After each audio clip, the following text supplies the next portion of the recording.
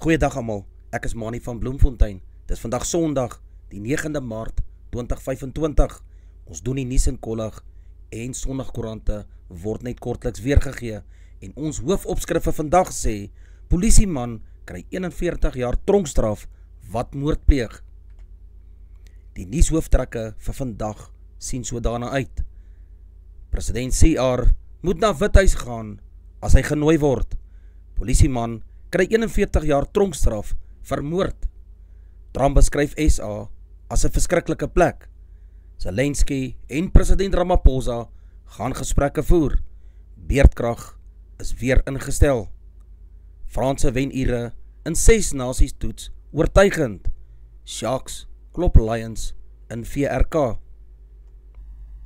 'n Weskaapse polisiebeampte is altesaam 41 jaar tronkstraf opgelê nadat hy sy vrou en suster doodgeskiet het en 8 mense, insluitend sy vrou, by 'n kinderpartytjie by sy huis gewond het. Hierdie konstabel is skuldig bevind op 'n aanklag van moord, 8 aanklagte van poging tot moord, asook opsetlike saakbeskadiging. Hy het 'n argument met sy vrou gehad, waarna hy sy vuurwapen uitgehaal het en liekraak skote afgevuur het, terwyl hy na vertrek gestap het. Hy het sy vrou se suster doodgeskiet en 8 mense gewond, onder wie sy vrou wat in die kop geskiet is, asook 'n 9-jarige seun. Die Hooggeregshof in Kaapstad het hom 18 jaar tronkstraf opgelê weens die moord op sy vrou, sy suster, nog 18 jaar op al die aanklagtes van poging tot moord en 5 jaar weens opsetlike saakbeskadiging. Hierdie beskuldigde is ook onbevoeg verklaar om 'n vuurwapen te besit. Indien president Cyril Ramaphosa deur president Donald Trump van Amerika na die Withuis uitgenooi word, moet hy gaan. Dit is die siening van Fikile Mbalula, die sekretaris-generaal van die ANC. As hy voel hy moet gaan, moet hy gaan. Hy dien die hele Suid-Afrika. Mbalula se kommentaar volg daarna dat die DA onthul het dat hy Washington DC besoek en met die Amerikaanse besluitnemers gepraat het. Die DA en ander verstaan ons nie wat ons noem nasionale belange nie. As hierdie ekonomie in duie stort, gaan nie net 'n paar mense wees wat geraak gaan word nie. Dit sal Suid-Afrika wees. Waarheen sal ons almal gaan? Ons kan nie na die res van Afrika gaan nie. Ons moet na die see hardloop en ons sal daar verdrink, het hy gesê. Die DA en almal anders moet saam met die regering werk om Suid-Afrika se soewereiniteit te verdedig. Hierdie klein politiek en die hou van randvertonings gaan nie help nie, het Mbalula aan die media gesê. AfriForum en Solidariteit is in konflik met die regering oor die verspreiding van beweerde verkeerde inligting aan Amerika oor verskeie landsbeleide, insluitend die ondertekening van die onteieningswet, die Bella-wet en nasionale gesondheidsversekering. Ramaphosa dien nie net die ANC nie, hy dien die wonderlike nasie van Suid-Afrika. Suid-Afrika kan nie in duie stort nie, en as ons betrekkinge met Amerika in duie stort, kan dit nie wees omdat ons versuim het om welwillendheid met die Amerikaners na te streef nie. Hoewel nie verwag word dat groot groepe boere op president Donald Trump se jongste uitnodiging sal reageer om hulle in Amerika te vestig nie, meen 'n politieke kenner, dit kan tog landbou en Suid-Afrika wel benadeel. Trump het op Truth Social Media gesê, Amerika staak alle federale finansiering aan Suid-Afrika om 'n stap verder te gaan. Enige boer met familie van Suid-Afrika wat om veiligheidsredes uit hierdie land wil vlug, sal na die VSA genooi word met 'n vinnige pad na burgerskap. Trump het Suid-Afrika as 'n verskriklike plek bestempel. John Steenhuisen, DA-leier en minister van Landbou, het by navraag gesê, ons het 'n wonderlike land, vol geleenthede, ons almal moet saamwerk om dit te ontsluit en ons ekonomie te laat groei en werk te skep, het hy gesê. Die Suid-Afrikaanse boer is 'n buitengewone vaardige persoon wat baie goed aanpas. Duisende jong boere gaan jaarliks Amerika toe vir hulle landboudiensplig en begryp Amerikaanse omstandighede. Indien hierdie aanbod aantreklik word, gaan dit Suid-Afrikaanse landbou ontneem van absoluut noodsaaklike toekomstige landbouers. Johan Kotse, uitvoerende hoof van Agri SA, sê dit is elke lid van die organisasie sy prerogatief om te besluit of hulle die aanbod wil aanvaar of nie. Uit navraag aan SAI blyk dit dat daar 3 kategorieë boere is wat Trump se aanbod kan aanvaar. Die eerste groep is diegene wat al slagoffers van plaasaanvalle en diefstal was en voel hulle is nie meer veilig in Suid-Afrika nie. Die ander is werklose broodwinners wat op plase of vir landboumaatskappye gewerk het en weens regstellende aksie nie werk kan kry nie. Die derde groep is jong boere wat nie geldelik of ander steun kan kry om hier te begin boer nie. Volgens SAI is daar 16.200 Suid-Afrikaners wat in Ierland en Amerika werk en die geleenthede sal aangryp wat nie in Suid-Afrika beskikbaar is nie. Suid-Afrika wil met president Volodymyr Zelensky van Oekraïne sy staatsbesoek volgende maand help om die proses te versnel wat sal lei tot vredesamesprekings met Rusland. Vincent Magwenya het bevestig dat Zelensky op 10 April in Suid-Afrika sal aandoen. Magwenya sê Zelensky se staatsbesoek volg op talle gesprekke wat Ramaphosa met hom en president Vladimir Putin van Rusland gehad het om 'n poging om die twee partye op die pad na vrede te kry. Ons wil ook daarna kyk om struikelblokke wat ook al in die pad van vredesamesprekings kan wees te verwyder. President Trump het substantief gesê hy wil 'n einde aan die oorlog maak. President Trump het ook gesê hy steun 'n onderhandelde ooreenkoms tussen hierdie twee partye. Die Suid-Afrikaanse Rugby Unie, SARU, gaan nie daar wees om die WP se hand vas te hou in die uitdagende tye wat op hom wag nie. Sowel die WPRI as die Stormers eiendomsbeperk is nou 'n stabiele finansiële situasie. Die uitvoerende raad het besluit dat dit onredelik sal wees om met die administrasie te volhard. Die verkoop van die Nieuweland Stadion moet nog afgehandel word, maar die uitvoerende raad het besluit dat die WPRI dit self kan doen. SARU se verklaring kom kort op die hake van die besluit deur Dreamworld Investments 401 om weer litigasie teen die WPRI in te stel. Dreamworld eis 250 miljoen rand van die WPRI omskuld en ook skadevergoeding vir eiendomsontwikkelinge wat nooit die lig gesien het nie. Fase 3 beerdkrag is op kort kennisgewing ingestel en sal tot maandag 05:00 deur dit Eskom aangekondig. Dit kom weens die verlies van 2700 megawatt opwekkingsvermoë die afgelope 14 uur. Eskom moet noordreserwes aanvul te midde van hoë vlakke van instandhouding wat tans plaasvind. Dit beteken die hele Koeberg is af, omdat eenheid 1 op die oomblik opgegradeer word om sy lewensduur met 20 jaar te verleng. Koeberg se eenheid 2 wek 920 megawatt op. 2 eenhede van Kusile wat elk 800 megawatt opwerk is ook afgeskakel omdat daar swaar reën in die gehalte van die steenkool by die kragsentrale in Mpumalanga benadeel het geval het. Leidens Eskom se verklaring sal 6200 megawatt na verwagting maandag aand teen spitstyd herstel het. Suid-Afrika het 330 dae lank geen beerdkrag gehad nie, van 27 Maart 2024 tot 27 Februarie 2025. 3 mense is in hegtenis geneem nadat hulle die lijk wat donderdag in 'n vullisdrom langs 'n kanaal by Duinefonteinweg in Mannenberg gevind is as die van 'n 29-jarige vrou van Gugulethu geïdentifiseer is. Die vrou is elders vermoor en daarna in die wielietjies blik geplaas wat toe langs die kanaal gelos is. Speurwerk het aan die lig gebring dat 'n groep vroue en mans donderdag in die vroeë oggendure by 'n adres in Mannenberg bymekaar gekom het. 4 vroue en 7 mans is vir ondervraging ingeneem. 'n 57-jarige man en 2 vroue van 25 en 26 jaar oud is op aanklagte van moord in hegtenis geneem. Die ontdekking van die Gugulethu vrou se lijk volg nadat die lijk van 'n onbekende man Sondag omstreeks 21:40 langs 'n kanaal op die hoek van Joe Marks Boulevard en Botmanstraat ontdek is. Toe 'n verbyganger ondersoek ingestel het na 'n brandende vullisdrom, 'n ongeïdentifiseerde man is na verneem word vroeër gesien waar hy die vullisdrom stoot en dit langs die kanaal aan die brand gesteek het. 31 leerlinge van die hoërskool in Athlone is geskort nadat hulle glo beklei het omdat swart leerlinge dwelms in die gebied van bruin leerlinge wou verkoop het, hoewel die Wes-Kaapse Onderwysdepartement nie kon bevestig dat die bekleiery oor dwelms gehandel het nie. Sê die woordvoerder, 31 leerlinge is wel geskort na 2 voorvalle in die week van 17 Februarie. Die leerlinge moet nog in 'n dissiplinêre verhoor verskyn. Die skool is as Bridgeton High School in Athlone geïdentifiseer. Die polisie het ook verlede week 'n soek- en beslaglegging operasie by hierdie skool uitgevoer. Die skool doen sy uiterste bes om vrede en orde te handhaaf ten einde 'n positiewe en veilige leeromgewing vir almal te vestig.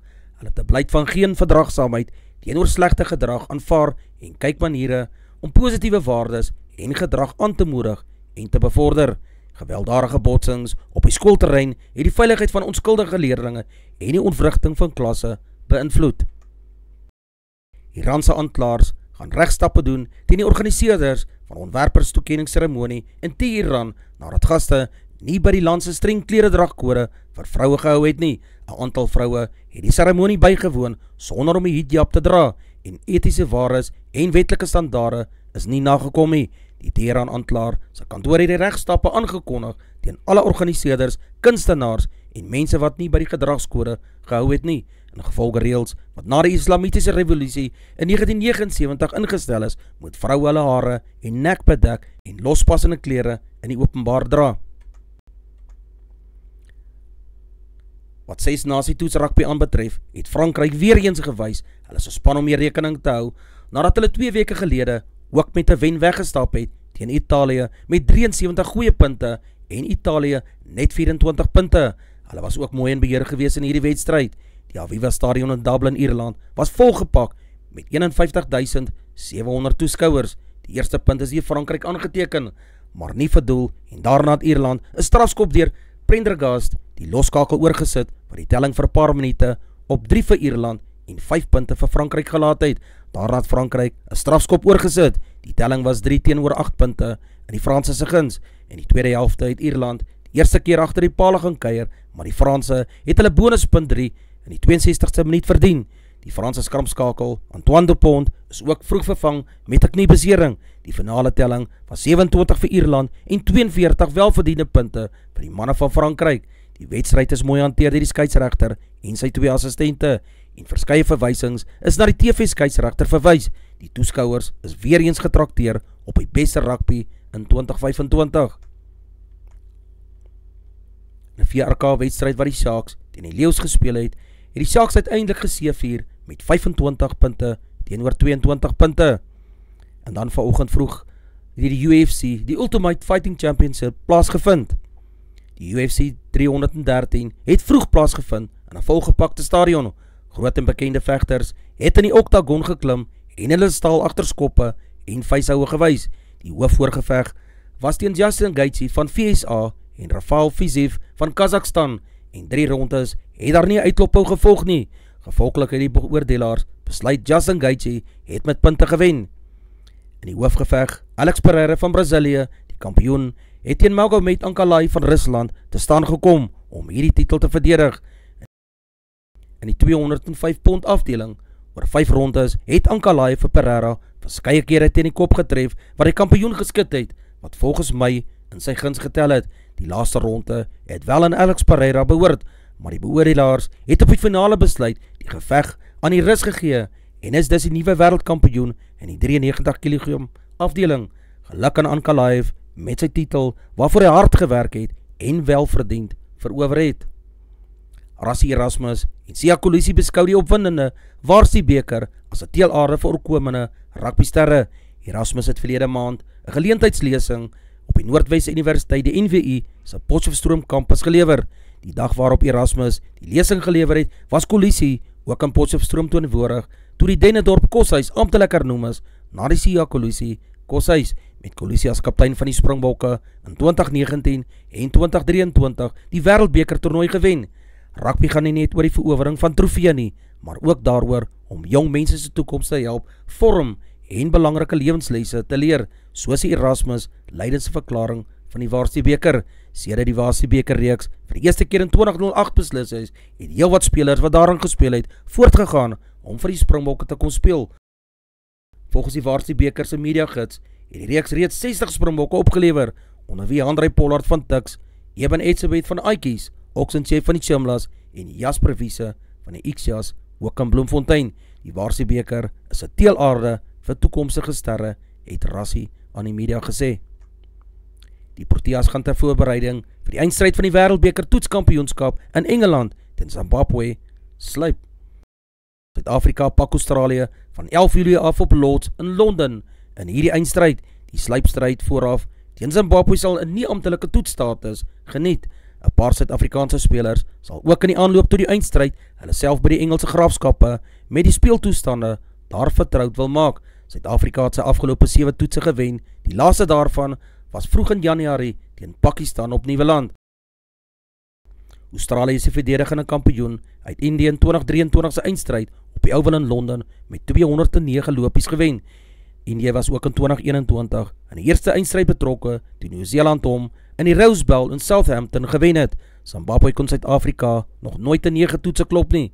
Een daarvan in 2001 in Bulawayo het onbeslis geëindig.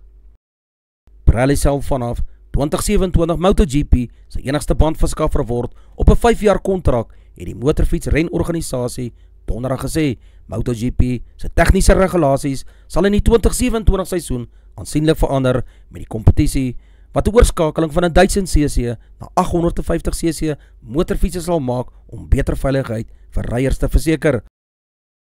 Pirelli sal vanaf 2027 die amptelike bandverskaffer aan MotoGP word. 'n Nuwe 5-jaar kontrak tot en met 2031 wat tans gefinaliseer word, sal saamval met 'n nuwe era vir die sport, aangesien nuwe MotoGP fietsse 'n tegniese regulasies in 2027 gebruik sal word. Die volgende MotoGP Grand Prix spring in Argentinië weg en vind plaas van 14 tot 16 Maart.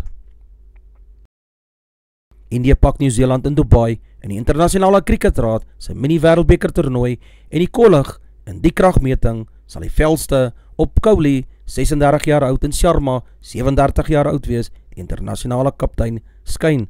'n Sege op die Kiwis in die eindstryd van die kampioene trofee sal die duo die ideale kans bied om eendag kriket ook op 'n hoogtepunt te groet. Kohli en Sharma was onder druk toe hulle span verlede maand in Dubai geland het, maar veral Kohli het sy kritisie op hulle neus laat kyk met 'n onoorwonde 100-tal teen Indië se aardsvyand. Vir Ravindra, ook 'n skaftelike linksdraaier, sal die eindstryd veral spesiaal wees. Hy is in Wellington gebore en getoe, maar sy ouers is oorspronklik van die Indiese stad Bengaluru. Baie sterkte vir beide spanne. Advertensie van Netwerk 24, teken in vir R124.99 per maand en kry verskeie tydskrifte en koerante. Advertensie van Bloemkeel for You, jy kan vir Dian of Susan by 082-390-3339 kontak, hulle sal die voertuig se registrasie namens jou behartig. Advertensie van Grizzly Bird Academy, ook in Bloemfontein, stel jy belang in MMA, Jiu-Jitsu, boks en skopboks, kontak gerus vir Coach Warren by 065-989-1472. Ons weerberig vir die streek, Messina 21-31, Polokwane 16-26, Lepalale 19-30, Mbombela 17-31, Maikeng 20-27, Pretoria 17-29, Johannesburg 19-30, Ermelo 11-28, Richards Bay 20-35, Pietermaritzburg 17-34, Durban 21-30, Port St. John's 25-32, Bethlehem 13-28, Bloemfontein 19-27, Allewal Noord 20-32, Welkom 19-30, Vryburg 21-28, Kimberley 21-27, Appington 25-37, Prieska 22-34, Springbok 15-29, Karasburg 24-34, Keetmanshoop 24-34, Mariental 24-35,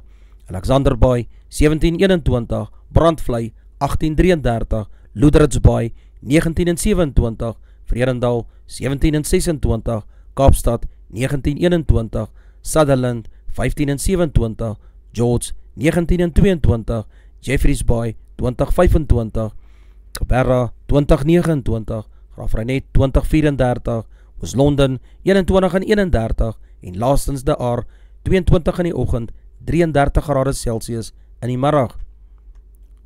Ons sakenies vir die dag wat insluit geldeenhede en hulpbronne. Die rand verhandel teen R18.24 teenoor die Amerikaanse dollar. Die Australiese dollar kos R11.51. Die euro verhandel teen R19.76. Die pond kos R23.61. Die prys van silwer is $32.51 Amerikaanse sent per fyn ons. Die prys van goud is $2,911 ook per fyn ons. Die prys van Brent olie is $70.36 Amerikaanse sent per vat. Dis al vir vandag. Onthou om te like, deel met jou vriende en jou vriendinne en onthou om te subscribe op my kanaal. 'n Aangename Sondag word vir julle toegewens.